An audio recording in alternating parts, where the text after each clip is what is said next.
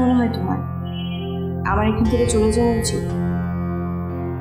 না দেখো, আমি খুব ক্লিয়ার, এবারের অনেক কিছুর সাথে আমি নিজেকে কখনোই মেলাতে পারবো না। আর আমার কারণে যদি এই ঘরের নিয়ম কারণ নষ্ট হয় তাহলে সেটা কেউ ভালোভাবে নেবে না, বরং এতে অশান্তি বাড়বে। তো আমি এছাড়া তো আর কোনো পথ দেখছি না। তুমি কি বুঝতে পারছো তুমি কি বলছো? ঠিক এই প্রশ্নটা আমার বাবা আমাকে করেছিল যখন আমি বাবাকে বলেছিলাম আমি আমার ভালোবাসার জন্য বাবাকে ছেড়ে দেব, তবুও আমার ভালোবাসাকে ছাড়ব না। শ্যামল, সেদিন বাবাকেও আমি না বুঝে কথাটা বলিনি, এবং আজকে তোমাকেও না বুঝে বলছি। তুমি টেনশন করো না, ঝামেলা যখন আমার জন্য হয়েছে আমি মিটিয়ে দেব। লাইটটা অফ করে দাও, আমার ঘুম পাচ্ছে। কি করবে তুমি? সেটা সময় হলেই দেখতে পাবে। তবে একটা কথা মনে রেখো শ্যামল, আমি আমার ভালোবাসার জন্য আমার বাবা মাকে ছেড়েছি। লাইটটা অফ করে দাও।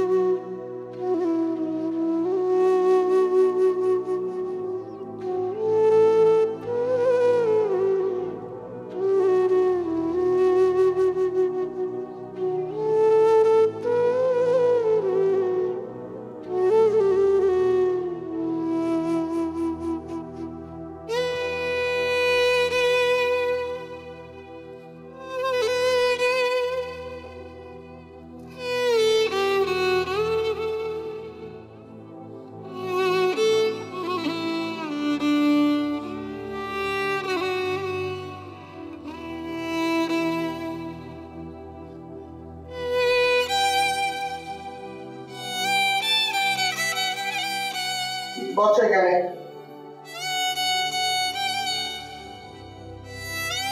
বসো।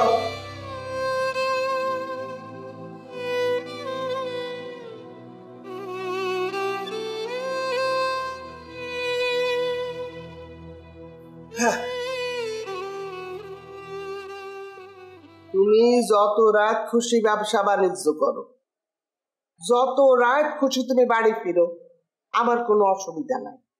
শুধু মনে রাখবা আমি ভাত নিয়ে বসে থাকি। তুমি আসবা, ভাত খাবো, তুমি আমার ওষুধ খাওয়াইবা, তারপর আমি ঘুমাবো। তার জন্য যদি আমার ফজরের আজান পর্যন্ত অপেক্ষা করতে হয় তাই কর। সেলিম মিয়া, এত সহজে তোমার বাসন নাই। আমি যতদিন বাইসা থাকি আমার অধিকার এক ফোঁটা আমি ছাড়ব না। নাও, দাও।